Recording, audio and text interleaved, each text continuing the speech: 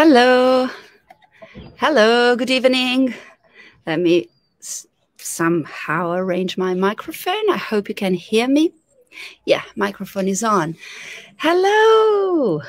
This is great.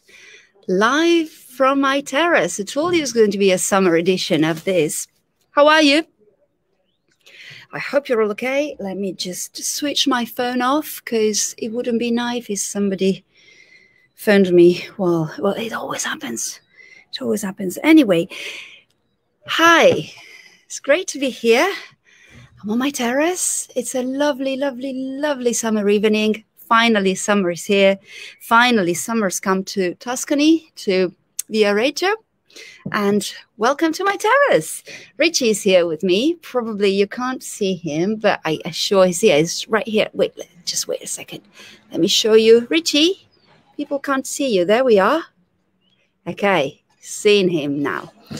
So how are you? How's life? Can you give me a thumbs up if you can hear me? Because I'm not sure. It's a little bit noisy up here because I'm in the open. Kind of being outside the house creates. It's the first time I've done this, so I don't know what to expect really. But I see that you're there, and I do hope that you can hear this evening. It's lovely. The light is a bit bright, but it's really lovely. So here's to you. Welcome to the Friday. Welcome to Friday evening, and welcome to my terrace. Cheers. Samuele, hi. Somebody's saying hi, Laura. Hi, Samuele. Good to see you here. How are you? Are you happy? Because that is the question. Are you happy? I am very happy. I can see birds just around here. And yeah, there's a seagull over there on that roof. There's a seagull who wakes me up in the morning, and he always laughs. You know, seagulls have that kind of voice which goes, ah, ah, ah, ah. It sounds like as if they're laughing. And it's like they're laughing at me. But now he's keeping quiet, so that's okay. Rich, don't turn your back to our people. Rich is just, this is where Richie spends most of the time. You know, his days in the summer are just here on the terrace. He's happy as Larry. And I hope you remember this idiomatic use of the language. Happy as Larry. Larry is a notoriously happy person. He's very famous. Hey, Louisa. Hi. How lovely terrace. Thank you. Yeah, it's like a little corner of paradise. But the thing is, this is a sun terrace. And so I can only be here on this terrace at this time of the day because the sun changes. It goes, well, the earth turns. And so the sun goes on, on another side of the house. And so this is where I can actually enjoy it.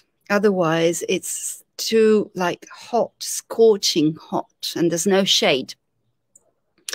So there we go. Hi, Maurizio. Good evening. Good evening. Here I am drinking my green tea as usual. It's lovely. Love it. Perhaps my daughter will join me in a second. She said she would skate on the terrace. I don't know if she will, but if she appears, then you will know that that's a mini me joining me tonight. And how are you? Please comment. Let me know how you are. Welcome to the summer edition of Speak. Well, these live chats on Speak and on the English in News. Mind you, this is something that I would like to point out to you, that when we do these live streams, sometimes it is based on grammar. Some other times it's not the rules themselves, it's the usage of the language, it's the practical usage of the language, okay, which is also what we do in Speak, and is what we're going to do tonight about the difference with American English and British English. Because I was thinking about this while I was creating all my slides, all my banners, that some phrases, some sentences, some prepositions, and words that go with verbs or in the general language usage are just wrong. Like, you could object, it's wrong English. It's part of the usage. So bear this in mind, because we're going to look at some interesting situations tonight. Okay, so I hope you're all ready. I hope you're happy and be prepared, because with Speak, we're going to have the summer edition with Speak Junior. So it's not just Speak for adult students, it's also be Speak for junior students. In particular, I'm talking about teenagers. And the Speak version, the Speak summer edition of Speak Junior is going to be fewer times during the weeks, so not an everyday situation like Speak for grown-ups, because after all, teenagers maybe have a life. sorry, that was not right. Anyway, it was going to be, I think it is going to be 3 times a week, with the rota of teachers, with different teachers every time. So also our junior students can, mosquito, did you see that? Can listen to different accents, different styles, different experiences from teachers. And it's going to be all good. So don't hesitate, teenagers and families. Phone our Carmelinda. You find a phone number here. Let's just go for it. And you can also find her number in the comments, in the first comment. And we're going to start as soon as schools finish. We're kicking off with the Speak Junior situation all the way to the end of August. So there we go. And without any further ado, I think we should start with the differences between American English and British English. Are you ready? So, as we know, I'm sorry if I look around sometimes, but there are a few creatures crawling around. There's bugs and insects and mosquitoes and one Richie over here. So it's all good. But sometimes I may just go wafting here and there and just trying to look as natural as possible while just off you go, bee, off you go, fly, off you go, mosquito. So anyway, there we go. That was a big one. There are a few differences of grammar and spelling, and I have to say rather more differences of vocabulary and idiom between these two versions of English. Modern British English is heavily influenced by American English, so some of the contrasts are also disappearing, we could say. Pronunciation is sometimes very different, okay? And we'll have some practical examples at some point, not tonight, because I want to have a real American teacher with me. So perhaps we'll continue this conversation and this chat about American and British English with a real native speaker, Native American speaker. Because as you know, I'm more on the British side, but it will be interesting to at least start analyzing a few of them. American English and British English people can understand each other very easily without great difficulties, okay? But let's take a look at the most important differences here. So, for example, take a look at this structure. He just went home, or he's just gone home, which would be both used in American English, but then we have he's just gone home only. That would be British English. What's the difference here? Can you notice it? Sorry, I think I was bitten by a mosquito just now because I'm itching. Let's see if you can tell me. I'm waiting, and I hope you can hear me. So as you can see, the first sentence, he just went home. Went is a simple past verb to go. Okay, and that would be very typical of the English language in use, the practical English for American English. Mind you, the present perfect does exist. So he has just gone home would also be perfectly understood and used, except these two situations wouldn't be used in British English. British English would just be, he's just gone home. Perhaps with the next example, it's a little bit clearer. Look at that. The first sentence on this hand side of the screen, which is actually, I'm pointing right, but this is the left hand side of the screen, is American English, A-E, and this one is British English, so B-E. Did you eat yet? did you eat yet versus have you eaten yet? Here, mind you, I'm not talking about correct English, wrong English. I'm talking about language in use, practical language, okay?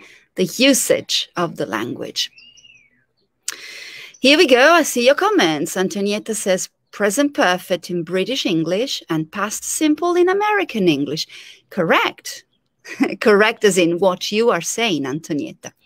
This is simple past. Did you eat yet? Now, this word yet would make you think that this is a genuine and honest question. So as far as now is concerned, have you eaten yet? And this would be the correct use conveyed by tense like the present perfect. Here we go. But in American English, this is perfectly acceptable. Okay, so did you eat yet? Another difference, here we go, is with the verb have and the do auxiliary, okay? Again, in American English, it is very common to say, do you have a problem or have you got a problem? American English, whereas in British English, have you got a problem? Have you got a problem? Rather than do you have, okay? But the next one is even more interesting. Oh, wait a second, comments. Two standards, they are correct, both. Exactly, Antonietta. It's perfectly acceptable, except for the fact that I love present perfect and I like you use it when possible. So there we go. Look at this one. American English, I've never really gotten to know him. Versus, I've never really got to know her. Okay, so the American English has the past participle of got, as in garden. I can't pronounce it, garden, okay? We'll ask Mary-Lee or Mike next time to be with me, so we'll see what they think of this. Versus, I've never really got to know her, or him or her. I changed the subject, doesn't matter, the object actually. I like the next one. This is a classic situation on the phone when you're actually speaking. Hello, is this George? American English. Whereas in British English, hello, is that George? On the other side of the line, talking. Okay. Ah, scratchy, itchy, scratchy, mosquito.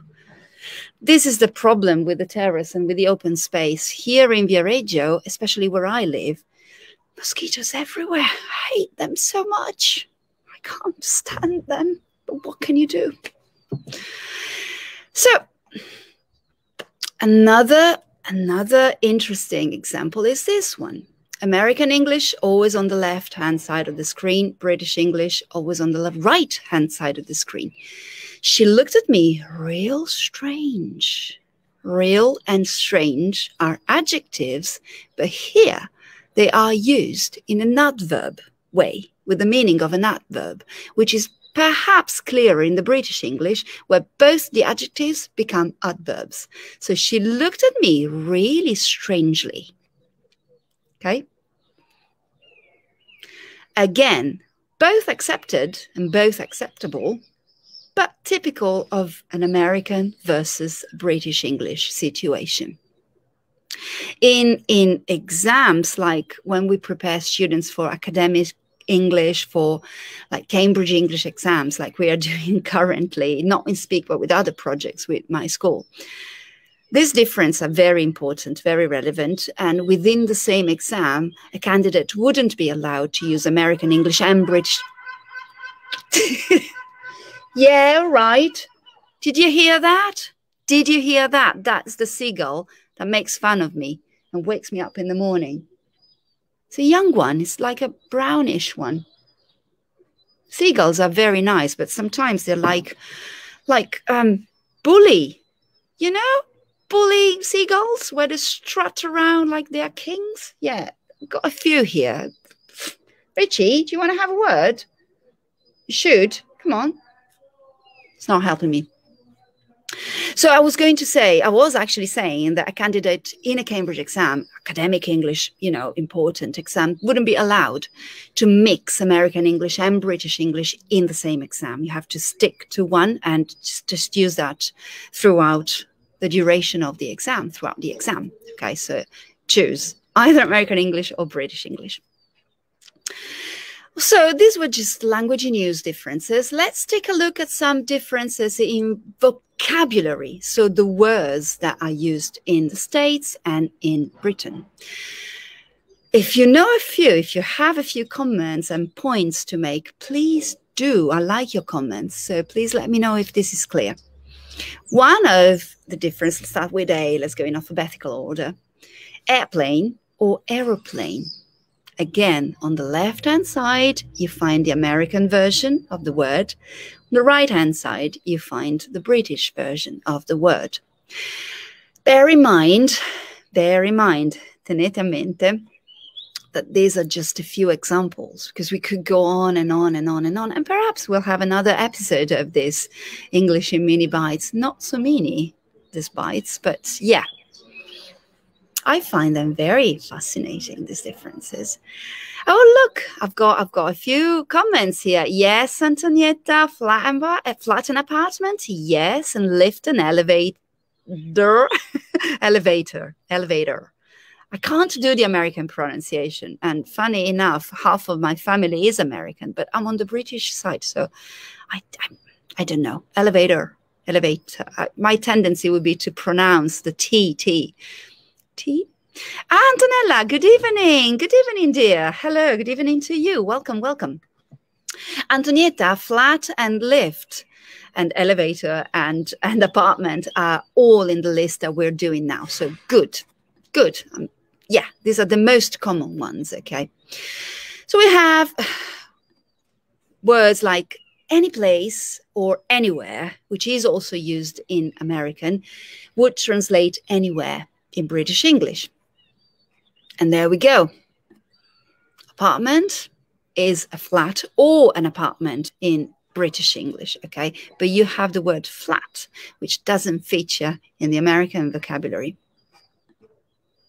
Good evening, Morena Mauro. Good evening to you. See you all. Hey, please share this live stream. I always forget to say, please share. I want to see lots of people here. I love having people around, even if virtually, and I like seeing your comments. So please do, and please suggest topics for the next few live streams. I think some of you requested a talk on food, on English food, traditional English food. Delicious, and we will have one of those soon. Perhaps something about British humor. this legendary British humor, very fascinating. So, but if you have suggestions, please ask, okay? Or grammar points, or vocabulary news, or something that you find difficult. We can do all of this during these live streams. There's me, there's Alex on Wednesdays, and we can have guests talking about things that they care about. So please do. Holiday or vacation, Maria? Absolutely. Look, candy and sweets. Candy and sweets. As in general, to talk about sweet things like puddings.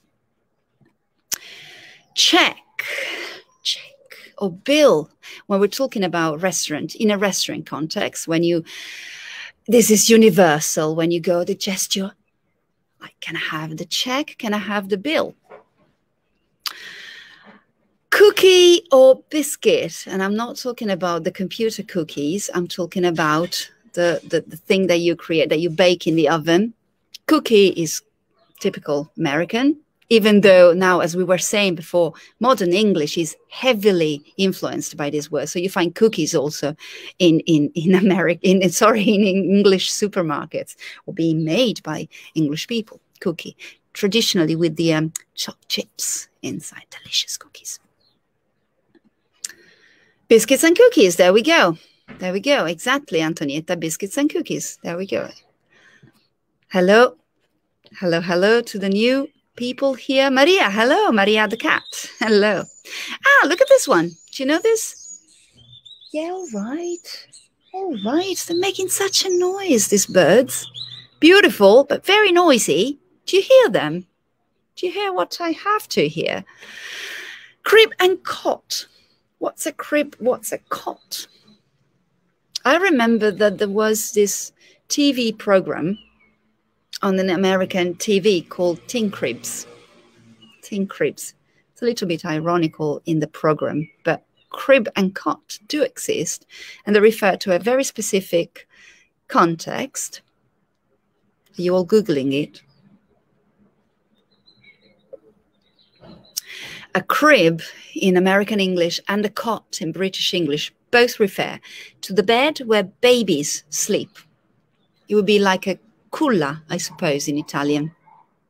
Okay, so it's ironical to say teen crib. It would be their bedrooms, their dens, you know, their la loro tana. Mosquito. Oh, I tell you, mosquitoes. I hate them. So, yeah, comments. Hang on. Yeah, program and program. Exactly, the spelling of program. Oh, let me just show this. Antonietta, because this is interesting. And so people can actually see what I'm talking about. Program ending with AM and program ending with double M-E. Exactly. Georgia says, hello, dear. It's a sunny day. It is a sunny day. It's a sunny evening. It's a lovely evening. Be hot. As I was saying earlier on, summer has literally exploded.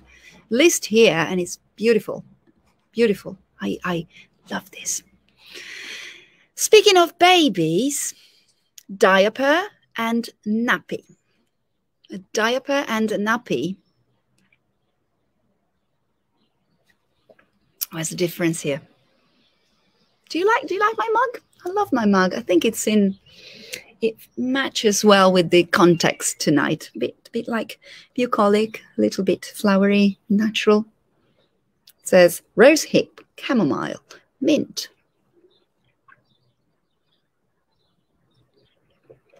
What's a diaper? What's a nappy? And how many times have you had to change one? For me, many. With 2 children. Anna Paula, hello, heart. Hello to you. Good to see you. Thank you for being here. Share this live stream. Because it's interesting, it's free, and it's for everybody who is interested about English. They can come. Come one, come all. Diaper and nappy is when you have a baby, boy or girl, and you have to change where they actually have their wee and something else. So you have to wipe and clean and replace and use a new one, a fresh one. And you can Google it if you want. This is allowed. Sometimes it is. And here we go. Elevator and lift. Share, share, share. Yes, Anna Paula. Share, share, share. Thank you. Condividete, condividete, condividete. Share, share, share. Nappy, pannolino. Yes, il pannolone. Sometimes one. Depends what they do, right? But yes. Elevator and lift is the thing you step in and it goes up and down in a building. Okay, and we've mentioned this before. This is just a matter of words, vocabulary in use, not even the spelling. Sometimes it's about the spelling, but in this case, it's the vocabulary, okay, which is a little bit different. Here we go, eraser and rubber. Eraser and rubber. What is an eraser? What is a rubber? Part of the school vocabulary. This is delicious tea, actually. It's mint tea. Beautiful, beautiful. Very refreshing, very summery. I could do with a Pim's and lemonade, actually. That would be a good drink, good summery drink. Bit expensive, but great. Erase and rubber is... No, it's not spazzatura. That comes in a moment, Anna Paola. Yes, but correct. Erase and rubber is what you use when you make a mistake with your pencil or sometimes with a pen and you want to clear it and delete and just, yes, exactly, Morena Mauro, gomma. That's what it is. Same thing, 2 different words to mean it. And also, there is one season, you know the 4 seasons? There is one season which It's different in American English and in British English. Can you tell me which one? Waiting for your comments on this. Let's see who's quick. Yes, Maria the cat. Yes, a razor is used to cancel something that's been written. Absolutely. Also, a rubber is used. Anna Paula, you want to type fast? Yes. Yes, Morena Mauro. Exactly. Fall and autumn. Fall and autumn. And the explanation for this is very romantic, I find. Fall.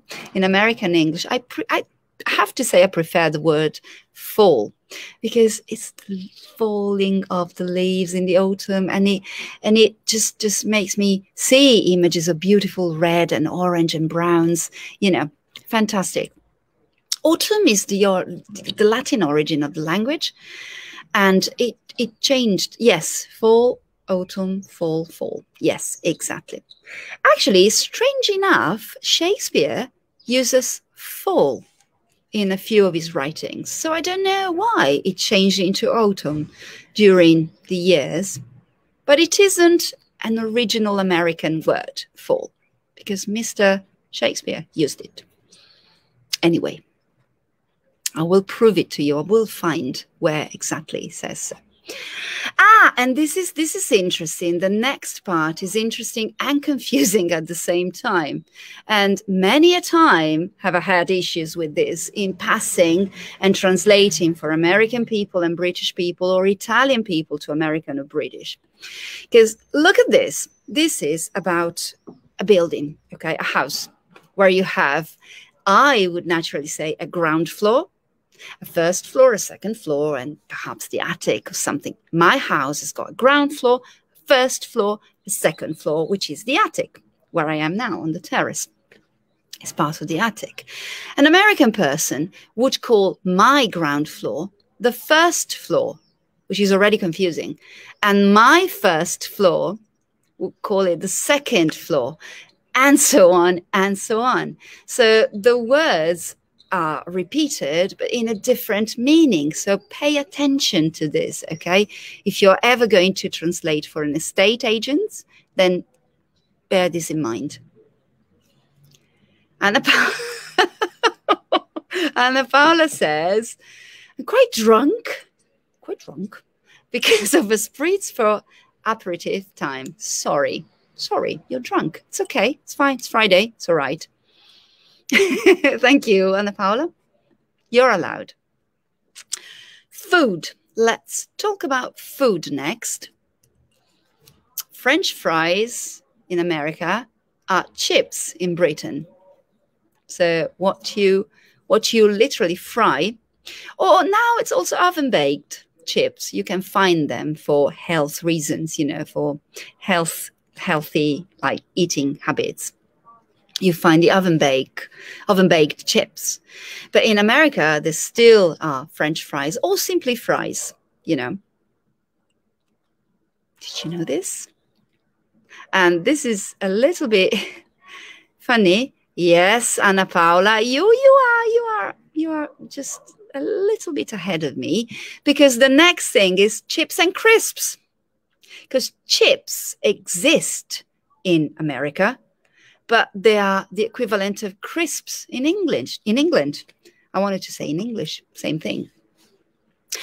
They are the things that you buy from a packet, that you eat from a packet. Okay, so you buy a packet of chips, or you buy a packet of crisps if you're in England. And they are delicious. Love crisps. Sour cream and onion. Or like vinegar. Oh, delicious. Even better, balsamic vinegar crisps. Oh my goodness, or cheddar cheese crisps. I'm craving those. Do you like chips and crisps, or French fries and chips? Am I confusing you? Sorry, it's just a comparison. Okay, this is what it is all about. Somebody mentioned this before. Garbage and trash is what in English is called rubbish.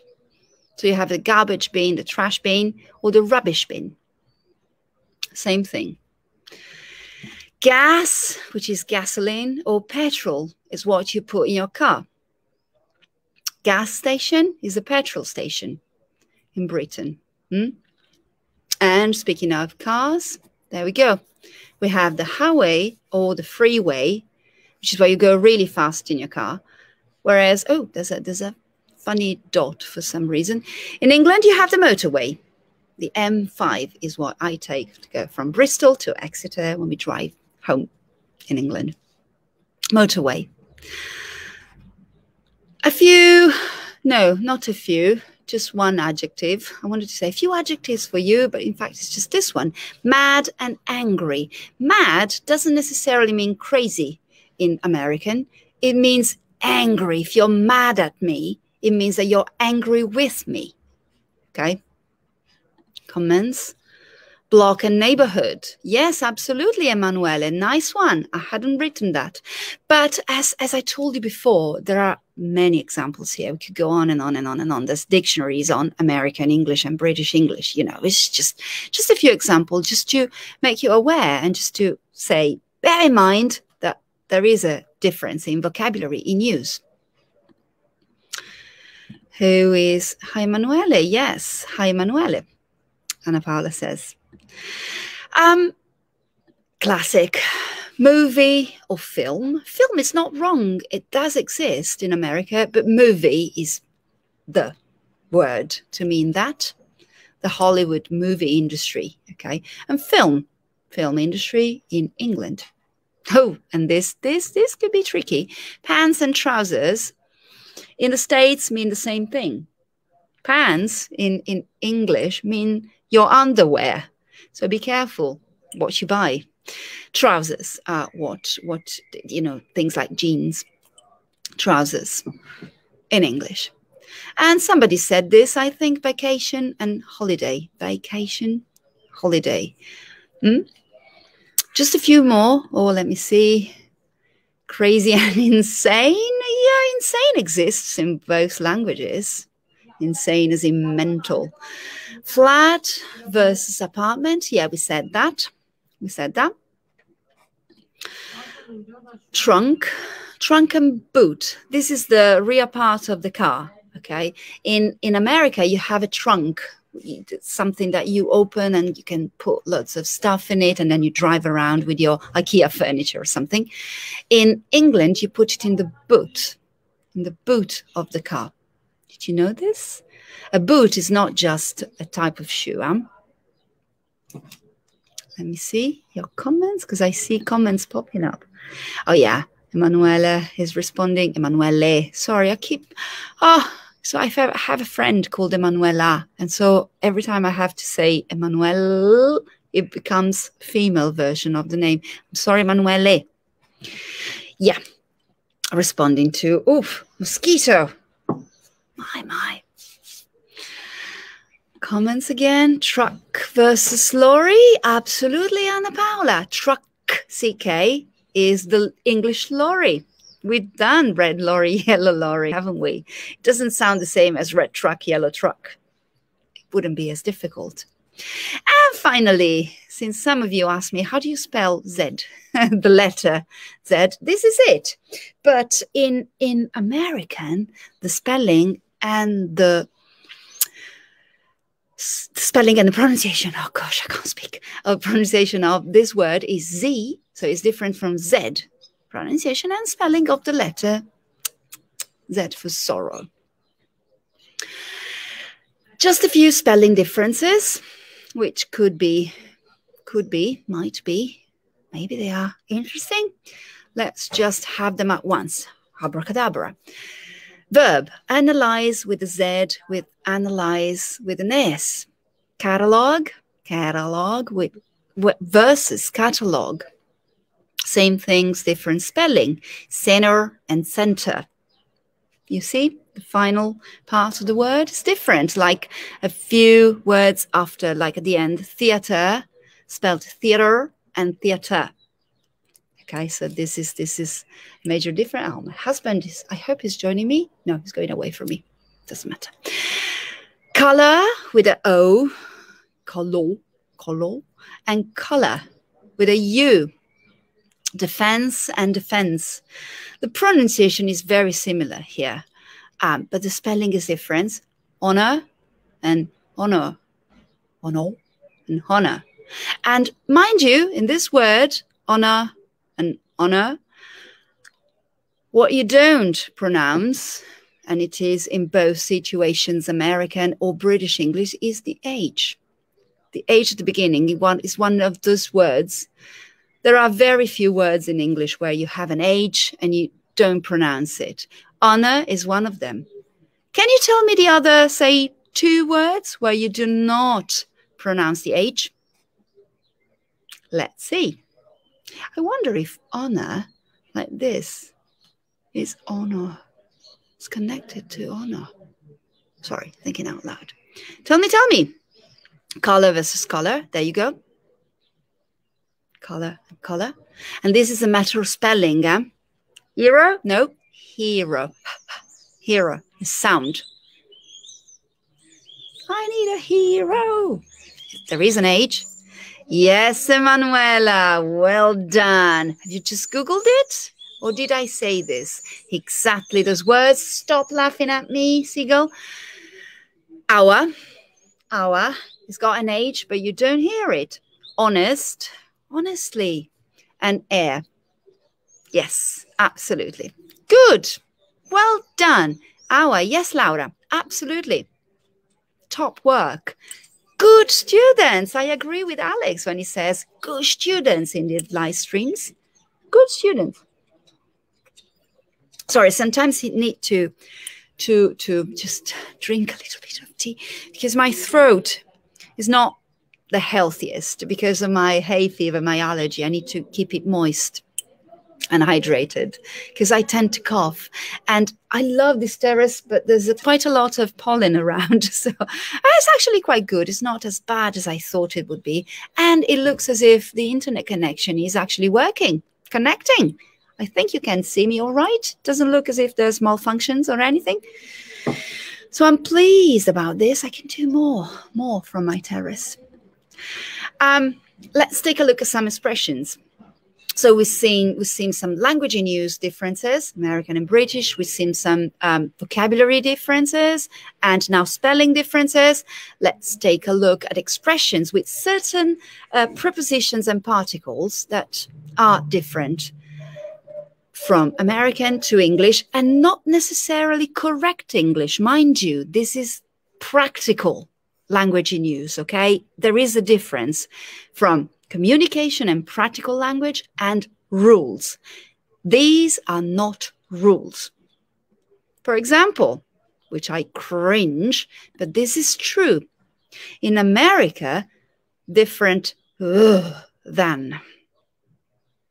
Wrong. That is just wrong English, but it is part of the usage.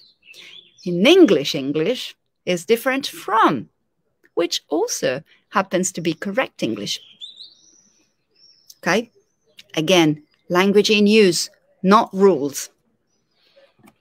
Live on X Street, on a certain street. Oh, sorry, no, this is wrong. Let me just write it. The difference is live on and live in. I wrote on twice. So there we go. Now I've done it. I've corrected it. So live on is American English. Live on, I don't know, Wallace Street, and live in Wallace Street. American English, British English. Actually, American English, British English. It's all swapped. On a team, in a team. Language in use. Oh, and this is what I don't particularly like. Totally American. Monday through Friday. Monday to Friday. You work from Monday through Friday. Would be American. Mind you, Monday to Friday exists in the States. It's not like, what are you saying? But this is also very American, very American. Monday through Friday. Monday to Friday. All right.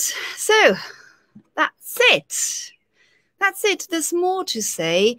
And as I said before, I would like to do some pronunciation issues here, like differences in the way you hear sounds. The R sometimes is rolled back and sometimes is like lightly pronounced. Think about a word like writer and rider.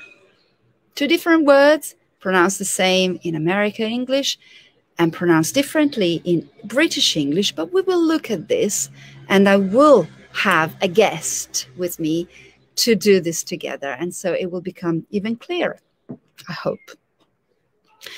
So please let me know what you think. Give me some feedback. Did you find this useful? Did you find this interesting? And what would you like to talk about next week, for example? Do you like this kind of live stream, or would you like something more based on grammar or general topics of interest, like, as I said before, food, I don't know, habits in England, like, you know, general routines or shops, or I don't know, as I said, cultural elements like the notoriously legendary British humor, or why do English people always talk about the weather? Or all together, we can do all of this.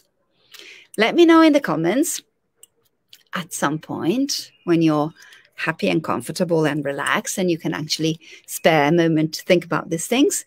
And don't forget that we can practice all this language in use, practical English, hands-on English in Speak, the course. So don't waste your time. Call Carmelinda, that's the number. Remember that next is going to be Speak Junior Summer Edition and Speak Summer Edition. We do not stop. We just continue. Rich is here with me still. He's happy. He's very happy. I'm going to show him to you if you want. Grammar, the future in the past. Oh, by the end of next week, Emanuele, we will have done the future in the past. You're welcome. Yeah, anything, please ask away. Anything that can be relevant to you, that you find it's confusing or just interesting. Idiomatic phrases, please. Sure, Anna Paula, absolutely. Yeah, I love idioms. Interesting and useful. Thank you very much, Maria the cat. That's the kind of feedback I like to have. Good. So I think it is time to go. Again, nearly 45 minutes spent together. It's time for me to have a proper drink, not just tea. Come on. I want to be like, who was it? Anna Paula, who got a little bit drunk. It is Friday after all, and I think I deserve a glass of wine, at least. Never on duty, but now it's a holiday, it's a weekend. So guys, I hope you have a fantastic weekend, relaxing, beautifully, sunny, and whatever you do. We'll talk about it on Monday. And thank you very, very much for your company. See you next week. Bye.